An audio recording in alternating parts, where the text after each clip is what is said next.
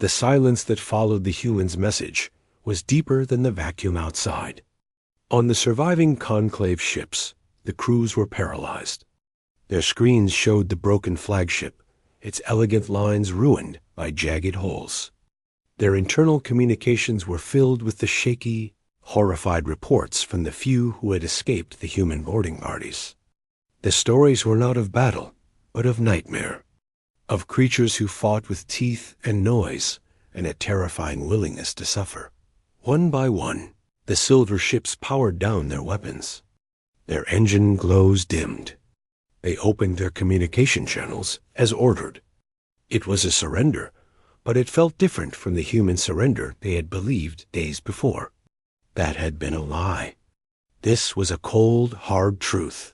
On the captured flagship's bridge, the human soldier named Park stood watch over the conclave crew.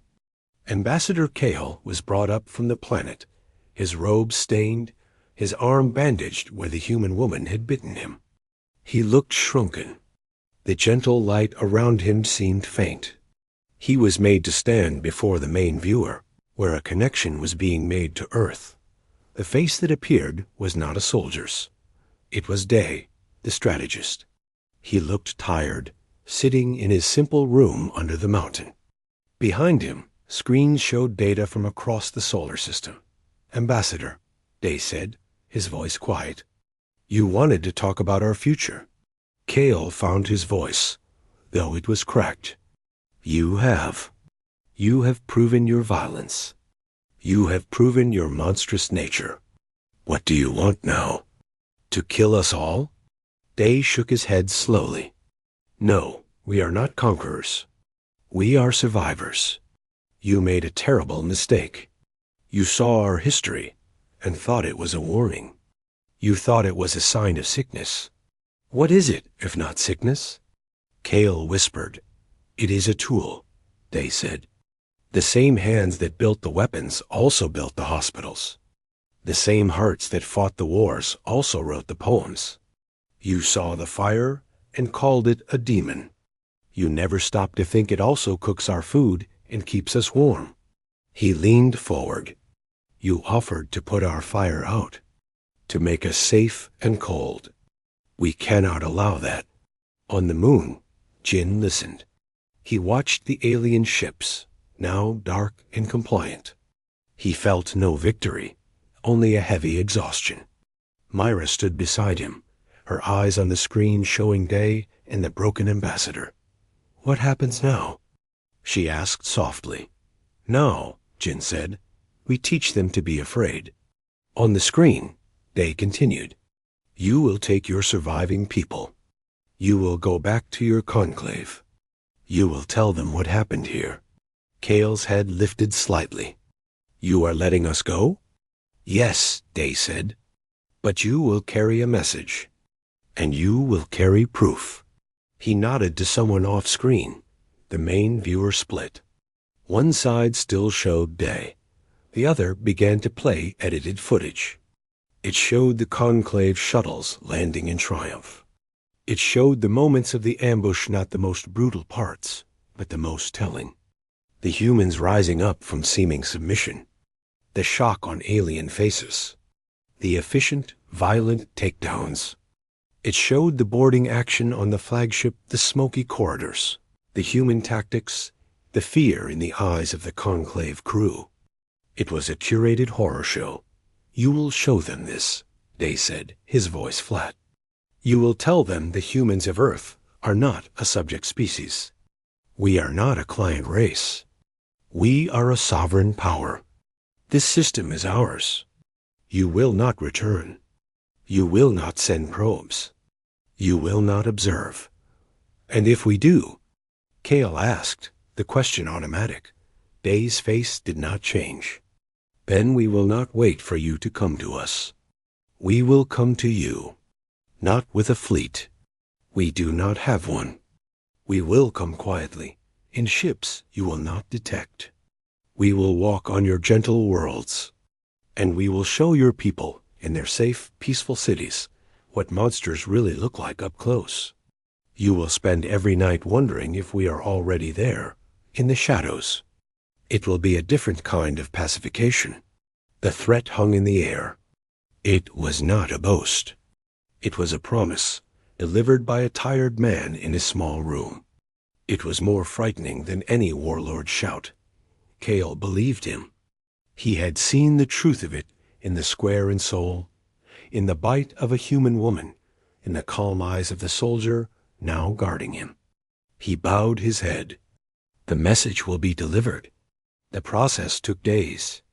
The human boarding parties withdrew from the conclave ships, taking only the recorded data and a few samples of technology. They left the ships damaged but space-worthy. The surviving aliens, those not killed in the fighting, were gathered. Their fear was a physical thing in the air. They flinched when a human moved too quickly. Jin watched from the moon as the once proud fleet, now scarred and silent, turned towards the edge of the solar system. Their engines glowed, and they slipped into the faster-than-light travel that had brought them here. They left behind the wreckage of a few ships and the shattered remains of human vessels. They left behind a changed Earth dot in the quiet that followed. Jin left his console. He walked to the observation deck of Sentinel Station. The great window showed the curve of Earth, blue and white and beautiful. It showed the blackness of space, now empty of silver ships. It felt different, not safer. Just quieter. Myra joined him. They stood in silence for a long time. They'll tell everyone, Mira said finally. They'll call us demons, savages. I know, Jin said. Will it work? Will they leave us alone?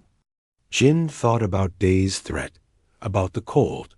Focused look in the eyes of people like Sue and Tay and Park. He thought about the galaxy, full of peaceful species who had never had to bite an enemy to live.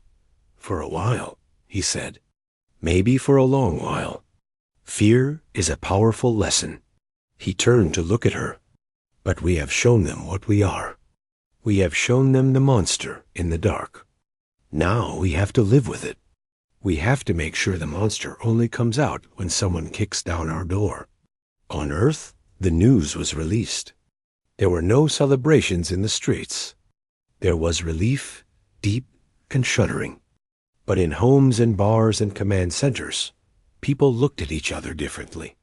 They had done a terrible, ugly thing to survive. They had become the very thing they were accused of being. They sat in his office, the screens now dark. His work was done. He had saved humanity by convincing the galaxy it was inhabited by monsters. It was a victory that tasted like ash. He knew the work was not over. Now they had to build, to grow, to reach for the stars on their own terms. They had to prove to themselves they were more than what they had just shown the conclave. The galaxy would hear the story. It would spread from world to world. The tale of the gentle conclave who found a blue world and offered peace, and of the creatures there who answered with blood and terror.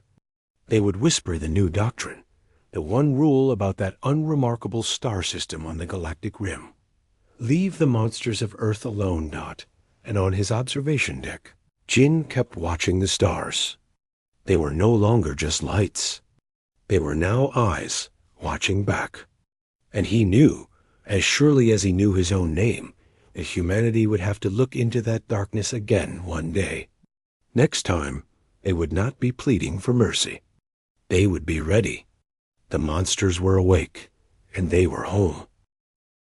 The silence from Earth was the first clue. Ambassador Cale's last report had been a happy one, full of promises about human cooperation. Then, nothing. For the conclave fleet near Saturn, it was a quiet worry. Perhaps the planetary communication systems were primitive. Perhaps the ambassador was deeply engaged in his work. They waited with the patience of a species that lived for centuries. On the moon, there was no patience. There was only a ticking clock. Jin watched the timer on his screen count down to 0. He looked at Myra. She gave a short, sharp nod. Her fingers flew over her console, sending the final command. From the dark side of the moon, from hidden caves on Mars, and from the orbits of barren asteroids, a cloud of objects moved. They were not ships. Not really. They were old mining drones, cargo containers, and chunks of rock. To the conclave sensors, they looked like space junk, stirred up by recent activity. Hidden within this cloud were 27 human vessels. They were ugly, boxy things, engines flaring with dirty chemical fire. And with them flew a dozen small, fast projectiles repurposed nuclear warheads, their deadly cores wrapped in new shielding designed by Engineer G, the Conclave Fleet's tactical officer. A Vylon named Torin noticed the debris cloud. It was moving on an odd, slow course that would bring it vaguely near the fleet's position. It was not a threat. Their shields could turn a small asteroid to dust.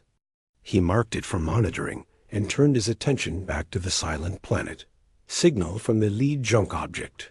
A junior officer chimed. It's a repeat of the human surrender message. The one with the child. Torin almost smiled. Sentimentality. Even their machines were emotional. Ignore it. It is just a looped broadcast. He was wrong. It was a beacon. When the junk cloud was close enough, the warheads changed course. Their engines, stolen from old interplanetary probes, fired at full thrust. They shot ahead of the cloud, aiming not for the beautiful silver ships, but for the empty space between them. On the bridge of the Conclave flagship, alarms finally sounded. Energy spiked from the projectiles. Torin called out. They are primitive fission devices. There was no panic. Fission weapons? They were toys. The shields would absorb the energy and radiation easily. The fleet commander gave the order to strengthen shielding. The silver ships glowed brighter. The warheads detonated. There was no sound in the vacuum. But space itself seemed to shudder. A wave of energy, light, and a very specific pulsing radiation washed over the Conclave fleet. It was the resonance G's team had discovered. The nuclear blasts did not scratch the shields, but the pulse, like a wrong note screamed at a perfect crystal glass, made the shields shiver. For 3 entire seconds, the advanced, layered energy fields flickered and died. Across the fleet, systems went dark. Lights failed. Engines stuttered. Weapons consoles went black. It was a complete, shocking systems collapse. For 3 seconds, they were blind and helpless. The ugly human ships, waiting in the junk cloud, surged forward. They did not fire lasers. They did not launch missiles. They simply rammed, at full speed, into the dark silver hulls of the Conclave vessels. Metal shrieked against alien alloy. The human ships were smashed apart, but they did their job. They were can openers. They left great, torn holes in the sides of the beautiful ships. Then, the pods shot out. Hundreds of them, small and pointy, fired from the remains of the human vessels. They flew into the holes, into the docking bays, into any crack they could find. They were full of humans. Inside the flagship, the lights were coming back up. Torin shook his head, his vision clearing. The main screen flickered to life, showing a horrible, jagged wound in their hull. Breach, multiple breaches. He yelled. Internal security respond. Non-lethal suppression only. The humans are confused and afraid. He still thought they were dealing with the weeping, surrendering creatures from the videos. What came out of the pods were not those creatures. The first security team met them in a wide, curved corridor near the main breach. The Vylon guards held glowing rods that could project a stunning field. They saw the humans clamber out of their broken pod. The humans wore dark, sealed suits. They carried bulky, primitive projectile weapons. The guard captain raised a hand. Lay down your arms. You will not be harmed. You are disoriented. A human stepped forward. His name was Park. He did not lay down his weapon. He looked at the clean, beautiful corridor, at the delicate alien faces. He thought of the ultimatum: sterilization or slavery. He lifted his rifle and fired. The sound was monstrous in the quiet ship. A sharp, cracking bang. The guard captain's shield, designed for energy, did nothing. A hole appeared in his chest. He looked down, confused, then fell. The other guards froze. They had never seen death like this. It was so physical, so loud and messy. Then the humans charged. They did not move in a neat line. They spread out, ducking behind the smooth curves of the walls. They fired not in bursts, but in single, careful shots. When the guards tried to return fire with their stunning fields, the humans had already moved. They were unpredictable.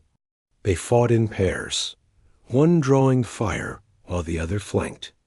They used the ship's own architecture against it, blowing out light panels to cast shadows, closing emergency doors to cut groups off. Torrin listened to the reports flooding in from all over the ship. The sounds were all wrong.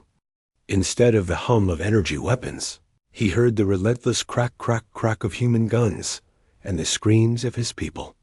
He heard worse things too: the thud of metal hitting flesh, shouts of panic in his own language. He watched on internal cameras as a woman, was cornered by two guards. Her gun was empty. She threw it at one guard, and while he flinched, she ran straight at the other. She jumped, wrapped her legs around his waist, and used her weight to slam him to the floor. She then grabbed his beautiful, glowing stun rod and smashed it against his helmet until it cracked. She moved with a brutal, practical fury. It was not fighting. It was ending a threat. Another camera showed a group of humans who had found a maintenance shaft. They were placing small, blocky objects on the ship's smooth walls. Explosives. They were not trying to take the ship. They were trying to break it. They are monsters, Torrin whispered, finally understanding.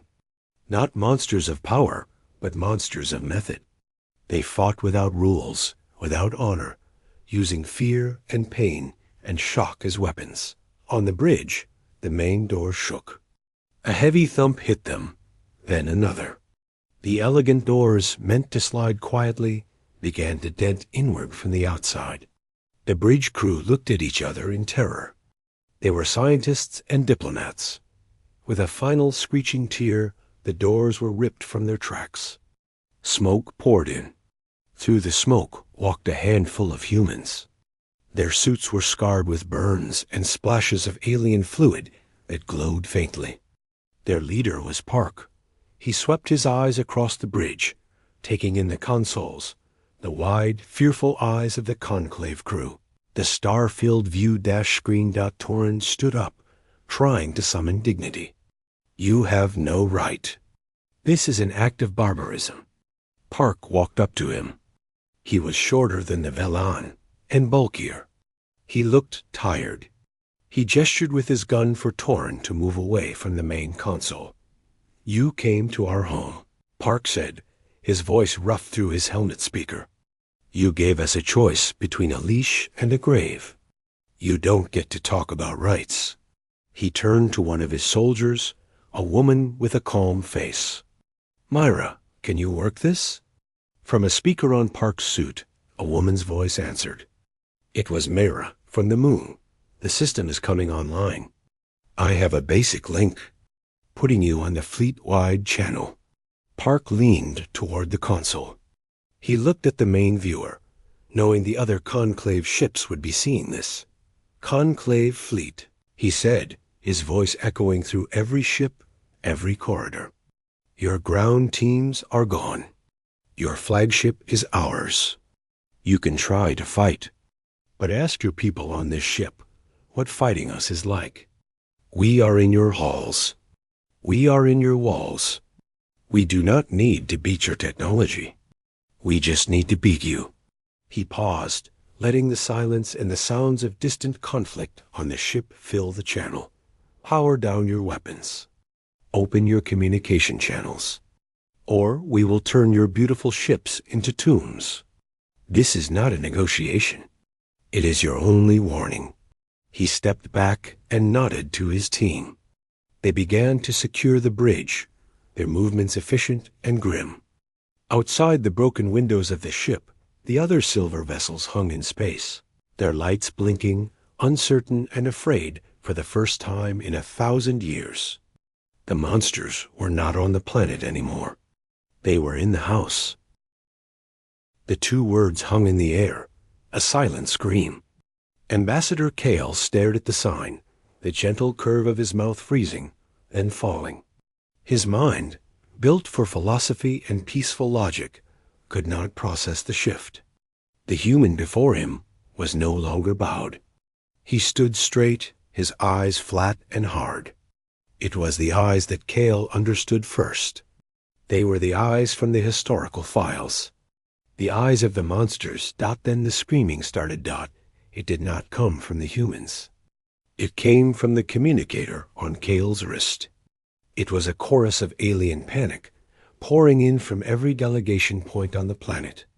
It was cut with sounds of shattering glass, strange wet impacts, and a terrifying, guttural human roar. In Shanghai, the schoolchildren had stopped singing. The conclave observers, their attention on the no surrender sign, did not see the teachers pull the children behind a wall. They did not see the panels in the floor slide open.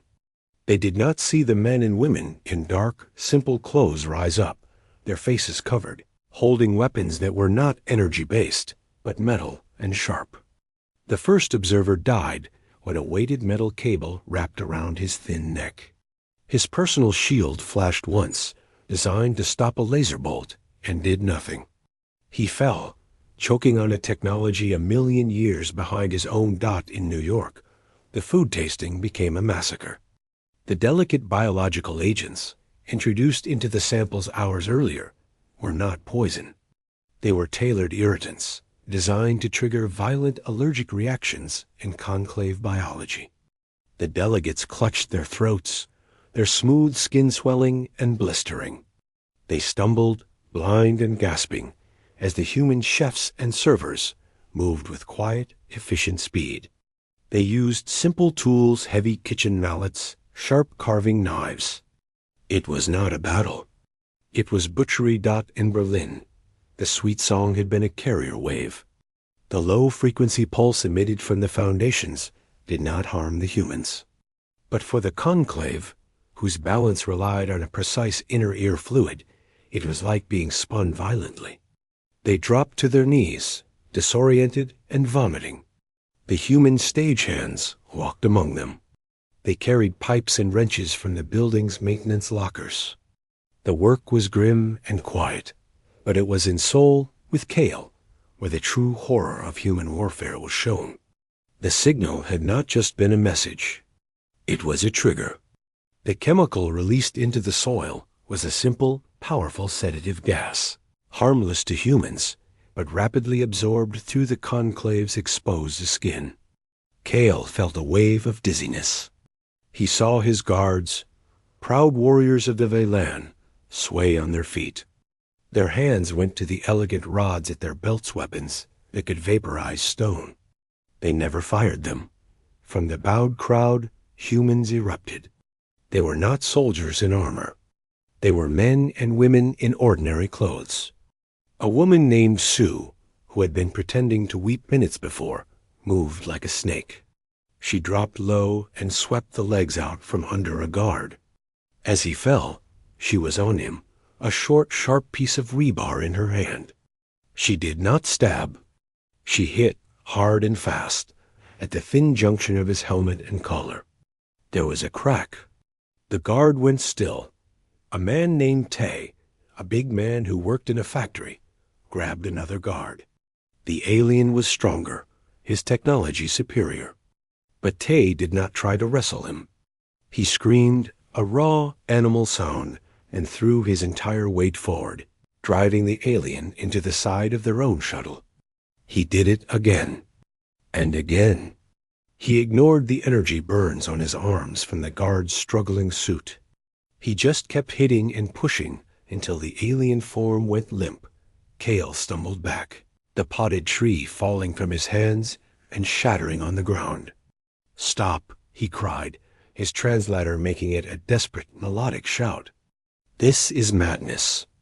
We offer peace." The human who had given him the tree, a man named Bin, looked at him. There was no hatred in Bin's face. There was no anger. There was only a terrifying focus. "You offered us cages," Bin said, his voice calm. "You called our home a sickness. This is not madness. This is housekeeping." Bin moved. He was not as fast as the aliens, but he was unpredictable. He feinted left, then dropped, grabbing a handful of the chemically treated dirt and throwing it into the face of Kale's last guard. The guard recoiled, the sedative hitting him faster through his eyes and mouth.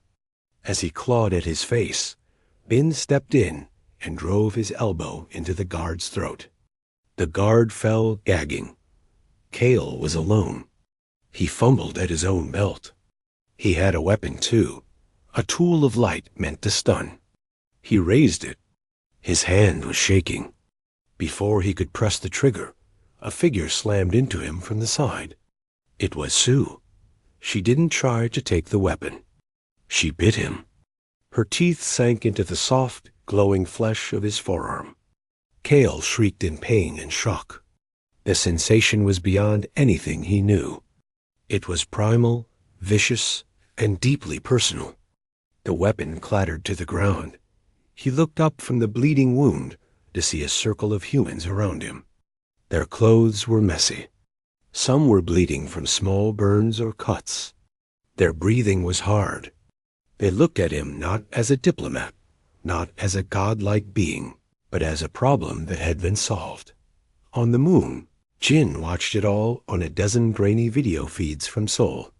He saw the brutality. He saw the efficient, ugly violence. He saw Sue bite the ambassador. His stomach turned. But he also saw the alien shuttles, silent and dead in the squares. He saw no human energy weapons fired. He saw the plan working. The monsters, using their teeth and nails, had brought down angels. "Ground teams report success," Mira said beside him, her voice hollow. "All 20 landing zones are. Quiet. The alien delegates are contained. Most are." She paused. "Not a threat anymore. Casualties?" Jin asked, not looking away from the screen, where Kale was now being bound with simple plastic ties. "On our side?" "Light. Few dozen wounded." They weren't prepared for this. "No," Jin whispered. They were prepared for a surrender. They were prepared for a ceremony. They were not prepared for a back-alley fight.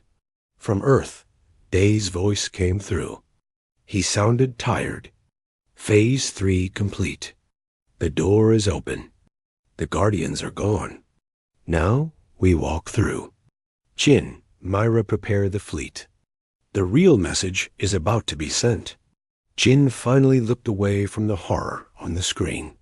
He looked at the main viewer, at the beautiful, silent conclave fleet still holding position near Saturn.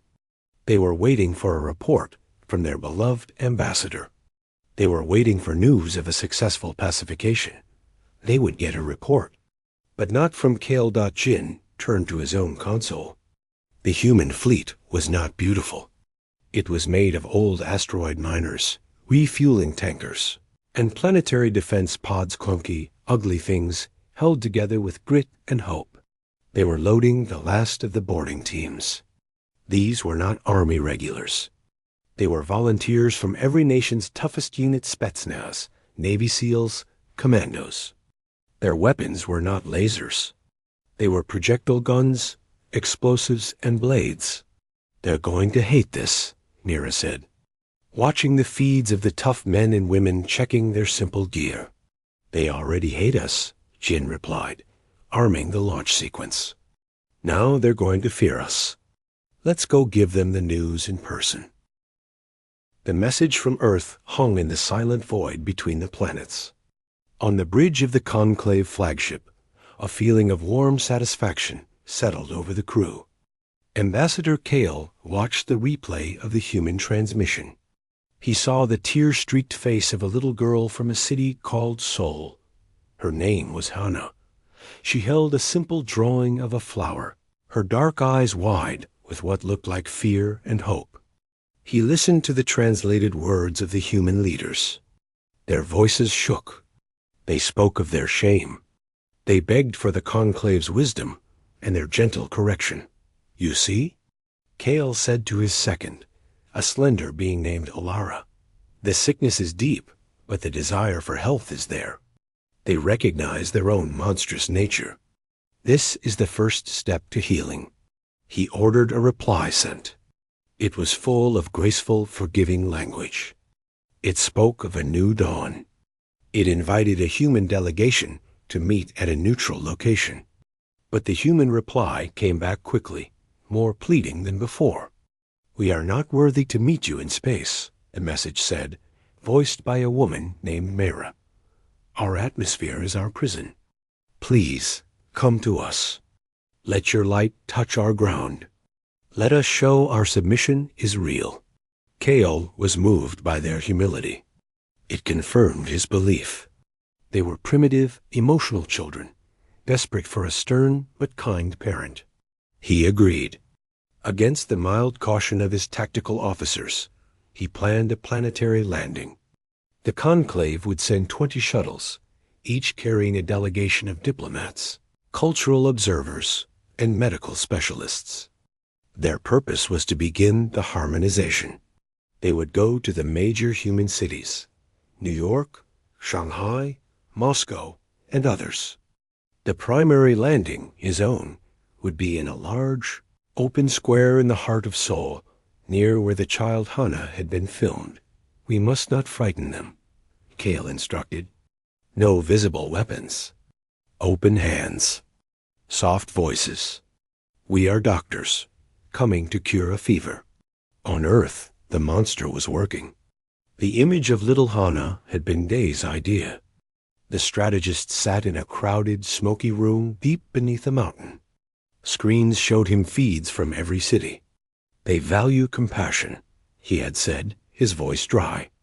So we will show them something to pity. A child is a universal language. Hannah was now safe far away, her part played. The weeping leaders were actors. The fear in Mira's voice from the lunar station was real, but not for the reasons the aliens believed. Chin, on the moon, watched the alien shuttles detach from their mother ships. They were like drops of liquid silver, graceful and slow. He tracked their descent vectors. They're taking the bait, he said into his com. All 20 shuttles. Right into the zones. Good, Day's voice crackled back. Phase 2 is live. Remember, no one fires a shot until the signal. Let them get comfortable. Let them feel safe. The shuttles came down through the atmosphere without a sound. In Seoul, people had been gathered in the square by their government. They were told to stand quietly, to look down, to appear peaceful.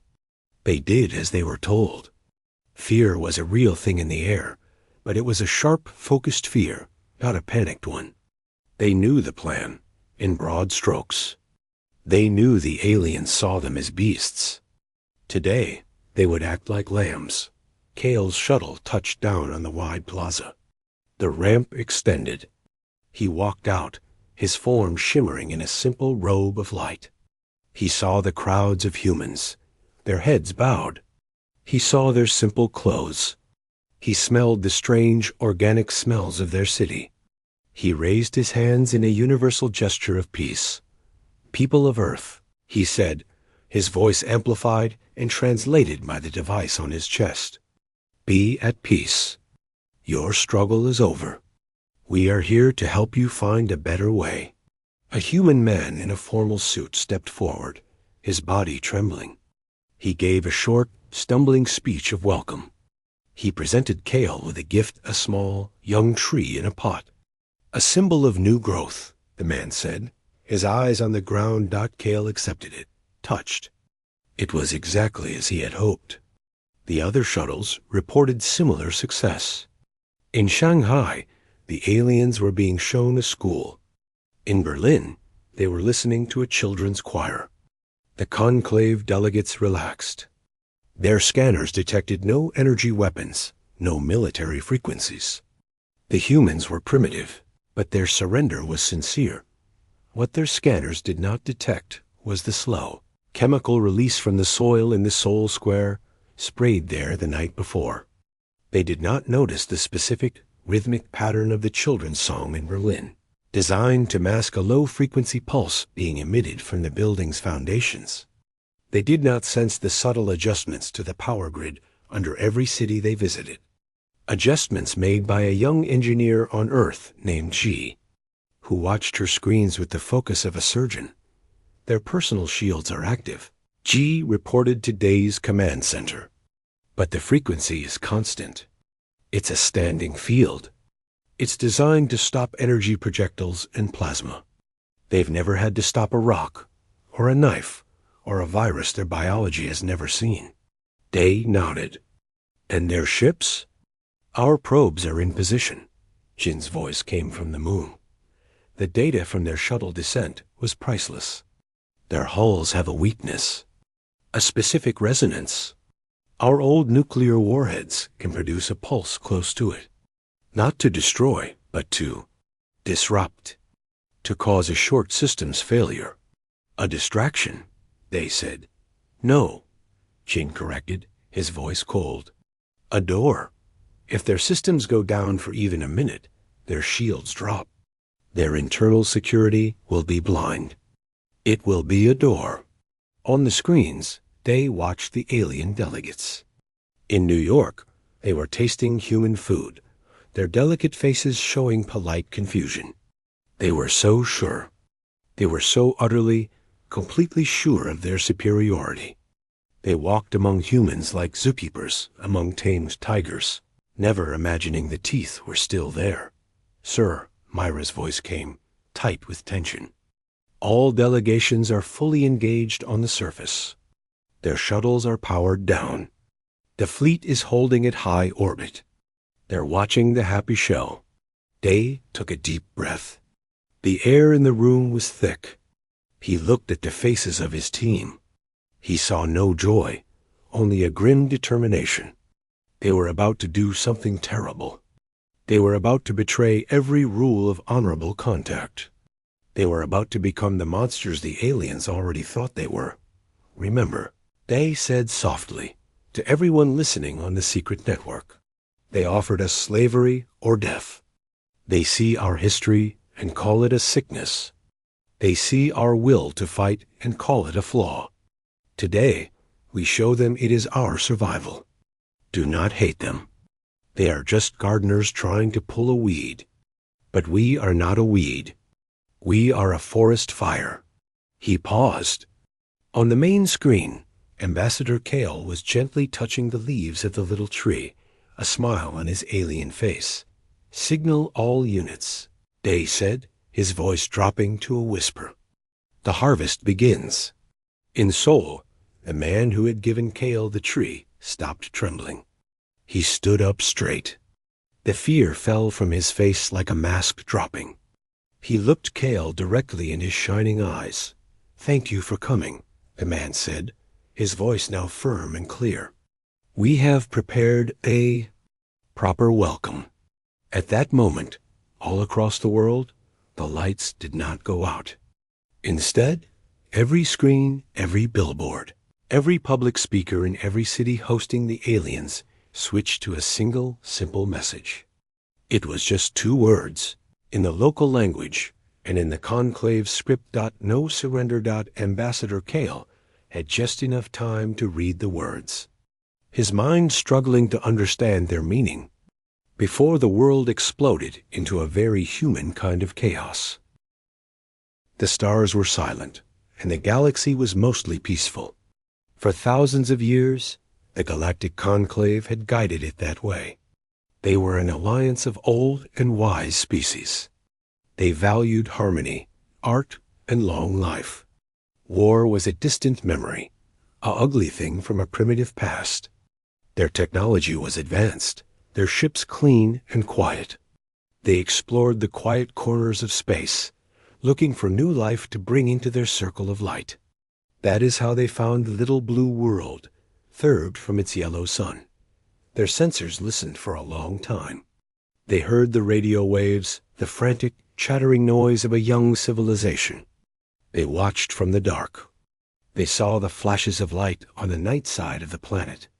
At first, they thought it might be celebrations. Their analysts looked closer. The lights were from explosions. They were from weapons. The conclave studied the history of Earth. They saw great cities and beautiful art. They also saw endless brutal wars. They saw the poisoning of air and water. They saw humans divided into countless groups, fighting over ideas and land and resources. They saw cruelty on a scale that made the gentle Velen, the leaders of the conclave, feel sick. Ambassador Kale, a being of soft light and calm thoughts, reviewed the final report. His long fingers trembled as he swiped through images of human battlefields and sorrow. This species, he said to his council, his voice a soft chime. They are not just young. They are broken. They carry a sickness of violence in their hearts. They are a danger to themselves, and if left unchecked, a danger to all. The decision was not made in anger, but in sad certainty. Humanity was judged a scourge, a threat to galactic harmony. They could not be allowed to reach the stars. The conclave's way was not destruction, but correction. They would offer a choice, surrender and accept a gentle, permanent pacification of their aggressive instincts, or be contained, their planet placed under a quiet, sterile quarantine, a fleet of 20 silver ships, smooth and without a single sharp edge, slipped into the edge of the Sol system. They gathered near the ringed planet Saturn. It was a show of overwhelming force, meant to inspire awe and compliance. On the bridge of the lead ship, Ambassador Kale looked at the image of the blue planet. He felt a pang of pity. So much potential, twisted by such a monstrous nature. On the moon, in a buried base called Sentinel Station, 2 officers were finishing a long, boring watch. Jin was looking at radar screens. Myra was listening to the usual empty hum of space. They were both tired. Their shift had been quiet, like all shifts were. Then, every screen in the complex turned a blinding, pure white. A sound filled every speaker, a beautiful harmonic tone that was somehow also words. It was inside their heads. People of Earth. The voice was Kale's. It was kind, patient, and utterly without warmth. We are the Galactic Conclave. We have observed your world. We have seen your history of pain and conflict. Your species suffers from a sickness of violence. We come with healing, or with peace. On the main viewer, the image of the conclave fleet appeared. Jin's breath caught in his throat. They were like nothing he had ever seen. They were beautiful and terrifying. You have one standard galactic cycle to decide, the voice continued. You may willingly accept our help.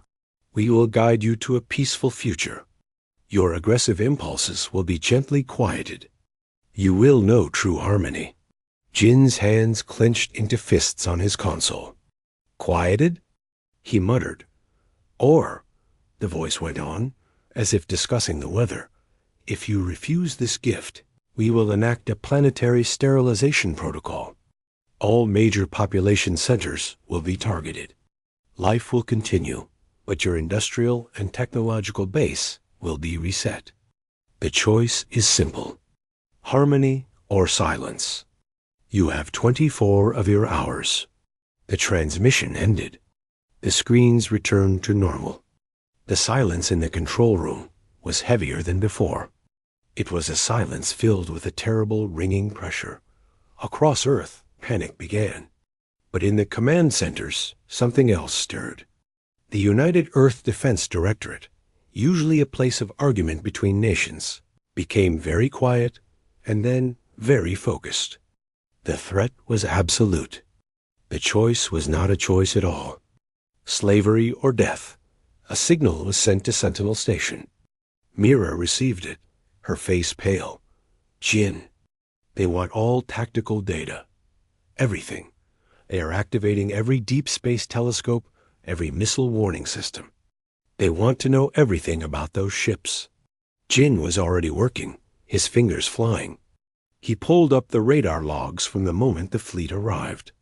They just appeared, he said, his voice low. No wormhole signature. No deceleration flare. It's like they stepped out from behind a curtain.